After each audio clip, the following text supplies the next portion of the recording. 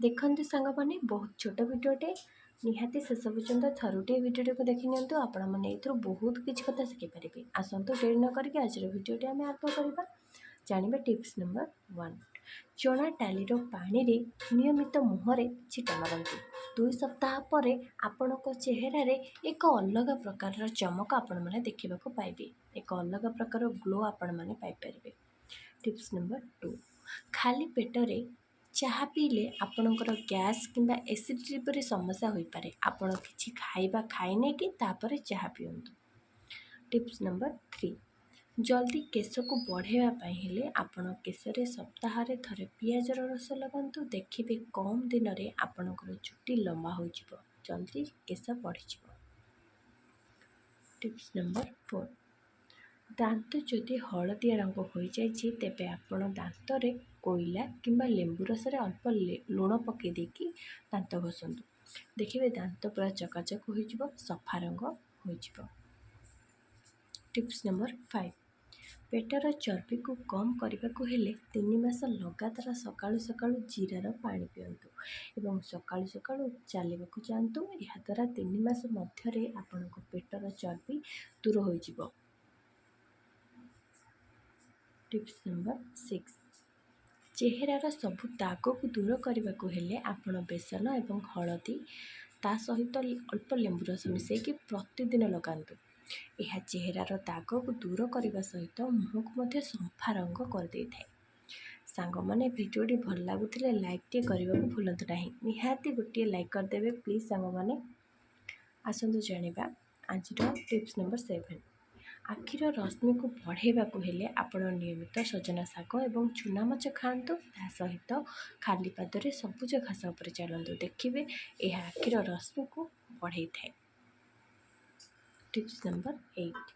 ଶୀତ ଦିନରେ ସବୁ ପ୍ରକାରର ଶାଗ ଖାଇବାକୁ ଚେଷ୍ଟା କରନ୍ତୁ, କିନ୍ତୁ ପାଳଙ୍ଗ ଶାଗ ନିହାତି ଖାଆନ୍ତୁ କାରଣ ପାଳଙ୍ଗ ଶାଗରେ ଆଇରନ୍ ଅଧିକ ରହିଥାଏ, ଭରପୁର ମାତ୍ରାରେ ରହିଥାଏ। ସେଥିପାଇଁ ଆପଣମାନେ ପାଳଙ୍ଗ ଶାଗ ଖାଆନ୍ତୁ। ଏହାଦ୍ୱାରା ଆପଣଙ୍କ ଶରୀରରେ କେବେ ବି ହିମୋଗ୍ଲୋବିନ୍ର ଅଭାବ ହେବ ନାହିଁ। Tips number 9। ମାସିକ ଧର୍ମ ସମୟରେ ପେଟର ଯନ୍ତ୍ରଣା ଦୂର କରିବାକୁ ହେଲେ ଆପଣ ଶୁଣ୍ଠିକୁ ପାଉଡ଼ର ବନେଇକି ଉଷୁମ ଉଷୁମ ପାଣି ସହିତ ପିଇ ଦିଅନ୍ତୁ। ସାଙ୍ଗେ ସାଙ୍ଗେ ପେଟର ଯନ୍ତ୍ରଣା ଦୂର ହୋଇଯିବ।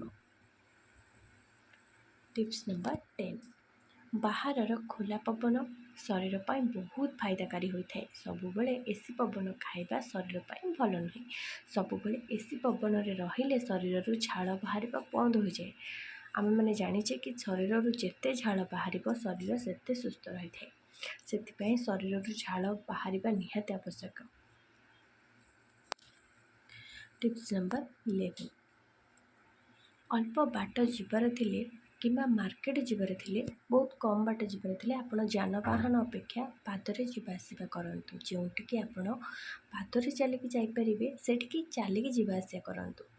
ଏହା ଶରୀରକୁ ମଧ୍ୟ ସୁସ୍ଥ ରଖିଥାଏ। Tips number 12। ପ୍ରତିଦିନ ଦହି ଭୋଜନରେ ସାମିଲ କରନ୍ତୁ। ଏହାଦ୍ୱାରା ଖାଦ୍ୟ ଜଲ୍ଦି ହଜମ ହୋଇଥାଏ, ସ୍ମୃତି ଶକ୍ତି ବଢ଼ିଥାଏ। ଆପଣ ନିୟମିତ ଖାଇବାରେ ଦହି ଜରୁର ସାମିଲ କରିକି ଖାଆନ୍ତୁ। ଠିକ୍ ଅଛି। Tips number 13। କାଠ ପାନିଆରେ କେଶ ସବୁବେଳେ କୁଣ୍ଡାଇବା ଦ୍ୱାରା ଚୁଟି ସୁସ୍ଥ ସବଳ ରହିଥାଏ ଏବଂ କେଶ ଅଧିକ ମଧ୍ୟ ଛଡ଼ି ନଥାଏ। ସାଙ୍ଗମାନେ ଆପଣଙ୍କୁ ଯଦି ଭିଡ଼ିଓଟି ଭଲ ଲାଗୁଥିବ ନିହାତି କମେଣ୍ଟରେ ସମସ୍ତେ ଜୟ ଜଗନ୍ନାଥ ବୋଲି ଲେଖନ୍ତୁ। ତା ସହିତ କେଉଁ ସ୍ଥାନରୁ ଭିଡ଼ିଓ ଦେଖୁଛନ୍ତି ମୋତେ ନିହାତି ଥରୁଟିଏ କମେଣ୍ଟରେ ଜଣାଇ ଦିଅନ୍ତୁ। ଆସନ୍ତୁ ଆଜିର ନେକ୍ସଟ ଟିପ୍ସ ଜାଣିବା। Tips number 14। ଆଲମିରାରେ ଭୁଲରେ ମଧ୍ୟ ଆପଣ ଚାବି ଲଗାଇକି ରଖନ୍ତୁ ନାହିଁ। ଏହାଦ୍ୱାରା ଆର୍ଥିକ ସମସ୍ୟା ହୋଇପାରେ। ଆପଣ ଏହା ଭୁଲରେ ମଧ୍ୟ କରନ୍ତୁ ନାହିଁ। ଚାବି ଲଗାଇକି ଆଲମିରାରେ କେବେ ବି ରଖିବା ଉଚିତ ନୁହେଁ। ଆସନ୍ତୁ ଜାଣିବା ଟିପ୍ସ ନମ୍ବର 15। ସ୍ମରଣ ଶକ୍ତି ବଢ଼ାଇବା ପାଇଁ ନିୟମିତ କଞ୍ଚା ହଳଦୀ ଖାଆନ୍ତୁ ଏବଂ ବ୍ରାହ୍ମୀ ପତ୍ରର ରସକୁ ପିଅନ୍ତୁ। ଏହାଦ୍ୱାରା ସ୍ମରଣ ଶକ୍ତି ଭଲ ବଢ଼ିଥାଏ। Tips number 16। ଛୋଟ ପିଲାମାନେ ଖାଇବାକୁ ପସନ୍ଦ କରୁନଥିଲେ ସେମାନଙ୍କ ଖାଇବାରେ ଭଜା ଜିରା ଗୁଣ୍ଡ ପକାଇକି ସେମାନଙ୍କୁ ଖାଇବାକୁ ଦିଅନ୍ତୁ ଏବଂ ସିଝା ଖାଇବାରେ ଯଦି ଦେଉଛନ୍ତି ନିହାତି ଭଜା ଜିରା ଗୁଣ୍ଡ ପକାଇକି ଦିଅନ୍ତୁ। ଏହାଦ୍ୱାରା ସେମାନଙ୍କୁ ଖାଇବାକୁ ସ୍ୱାଦ ଲାଗିବ ଏବଂ ସେମାନଙ୍କୁ ପ୍ରତିଦିନ ଖାଇବାକୁ ସଜେଇକି ଦିଅନ୍ତୁ। ଯେମିତି ତାଙ୍କୁ ଦେଖିକି ଆକର୍ଷଣୀୟ ଲାଗିବ ଖାଇବାକୁ। ଏବଂ ବିଭିନ୍ନ ପ୍ରକାରର ପରଟା ମଧ୍ୟ ଖାଇବାକୁ ଦିଅନ୍ତୁ, ଯେମିତିକି କୋବି ପରଟା, ପାଳଙ୍ଗ ପରଟା, ପନିର ପରଟା, ଆଳୁ ପରଟା ଇତ୍ୟାଦି।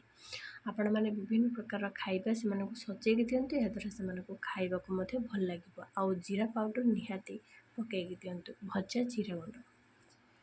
ଟିପ୍ସ ନମ୍ବର 17, ଚୁଟିରେ ଅଧିକ ଅଡ଼ୁଆ ରହିଥିଲେ ଆପଣ ପାନିଆରେ ଅଳ୍ପ ଲେମ୍ବୁ ରସ ଲଗେଇକି ଚୁଟି କୁଣ୍ଡାନ୍ତୁ, ଦେଖିବେ ସହଜରେ ଚୁଟିର ଅଡ଼ୁଆ ଦୂର ହୋଇଯିବ।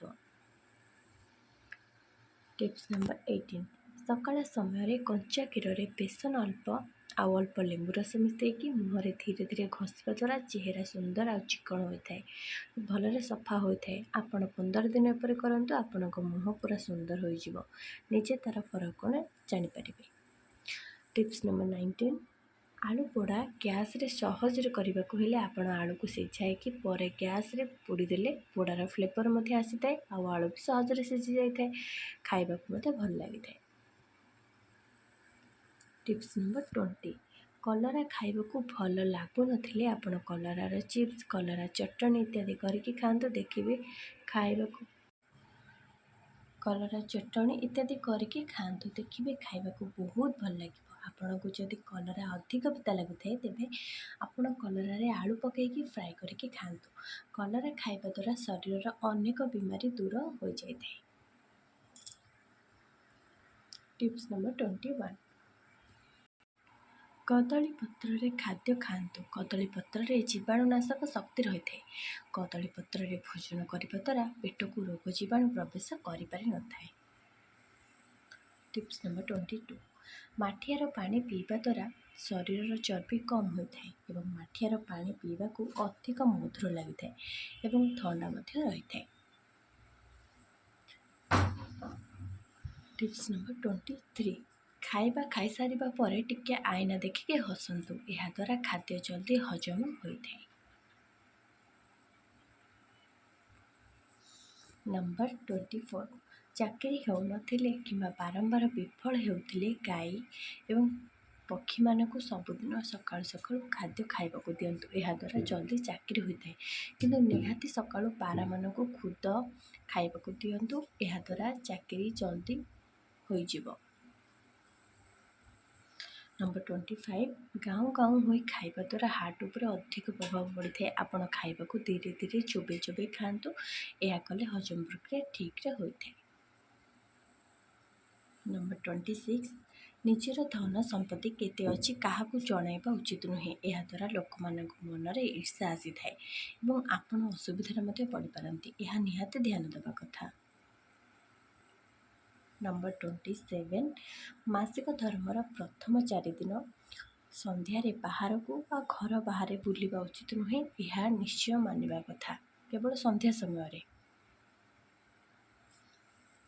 ନମ୍ବର 28, ଗୋଡ଼ ହାତରେ ଯଦି କଳା ଫିତା ବାନ୍ଧୁଛନ୍ତି, ତେବେ ଶନିଦେବଙ୍କ ପାଖରେ ଅଭିମନ୍ତ୍ରିତ କରିକି ସେହି ଫିତାକୁ ପିନ୍ଧନ୍ତୁ, ଏହାଦ୍ୱାରା ଶରୀରରେ ନଜର ଲାଗିନଥାଏ, ଖରାପ ଦୃଷ୍ଟି ମଧ୍ୟ ରହିନଥାଏ।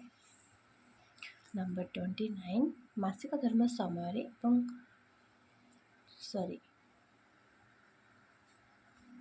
ଏବଂ ଚରିତ୍ରହୀନା ନାରୀମାନେ ତୁଳସୀ ଦେବୀଙ୍କୁ ଜଳ ଅର୍ପଣ କରିବା ଉଚିତ ନୁହେଁ। ତୁଳସୀ ମା ଦେବୀ ଅଟନ୍ତି, ଜଣେ ପବିତ୍ର ଦେବୀ ଅଟନ୍ତି, ତେଣୁ ଏସବୁ କରନ୍ତୁ ନାହିଁ।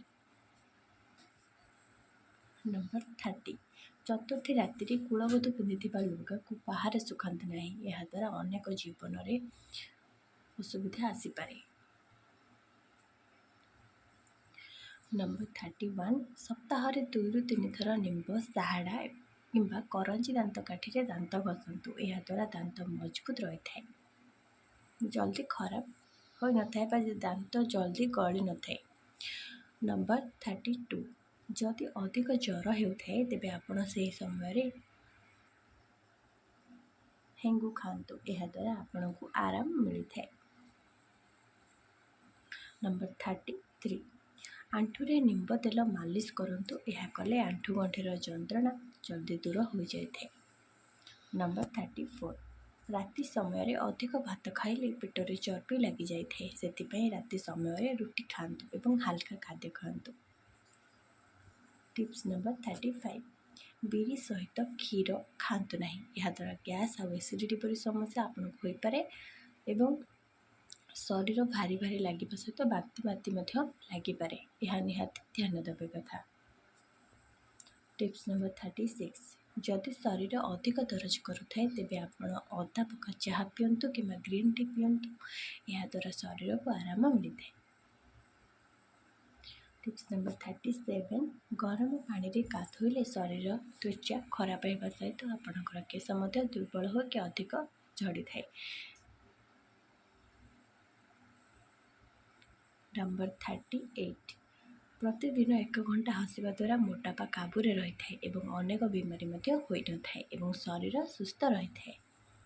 ଶେଷ ଟିପ୍ସ ଜାଣିବା ଟିପ୍ସ ନମ୍ବର 39, ପ୍ରତିଦିନ 2ରୁ 3ଟା ନିମପତ୍ର ଖାଇବା ଦ୍ୱାରା ଡାଇବେଟିସ୍ ନିୟନ୍ତ୍ରଣରେ ରହିଥାଏ। କୃମି ରୋଗ ମଧ୍ୟ ଦୂରରେ ରହିଥାଏ। ସାଙ୍ଗମାନେ ଭିଡ଼ିଓଟି ଆପଣମାନେ ସମ୍ପୂର୍ଣ୍ଣ ଦେଖିଥିବାରୁ ସମସ୍ତଙ୍କୁ ବହୁତ ବହୁତ ଧନ୍ୟବାଦ। ପ୍ଲିଜ୍ ସାଙ୍ଗମାନେ ଯଦି ଭିଡ଼ିଓ ଭଲ ଲାଗିଛି ପ୍ଲିଜ୍ ସାଙ୍ଗମାନେ ଗୋଟିଏ ଲାଇକ୍ ତ କରିଦିଅନ୍ତୁ। ତା ସହିତ ଯଦି ନୂଆ ଅଛନ୍ତି ଚ୍ୟାନେଲରେ ନିହାତି ଚ୍ୟାନେଲକୁ ଥରୁଟିଏ ସବସ୍କ୍ରାଇବ୍ କରିଦିଅନ୍ତୁ। ଏମିତି ଶିକ୍ଷଣ ଭିଡ଼ିଓ ଆପଣମାନେ କେବଳ ଶୁଭ ମୋଟିଭେସନାଲ୍ ୟୁଟ୍ୟୁବ୍ ଚ୍ୟାନେଲ୍ ହିଁ ପାଇପାରିବେ। ଭିଡ଼ିଓଟି ଭଲ ଲାଗିଥିଲେ ସାଙ୍ଗମାନଙ୍କୁ ସେୟାର କରନ୍ତୁ। ଆପଣଙ୍କର ମତାମତ ମୋତେ କମେଣ୍ଟରେ ଜଣାନ୍ତୁ। ଜୟ ଜଗନ୍ନାଥ, ଧନ୍ୟବାଦ।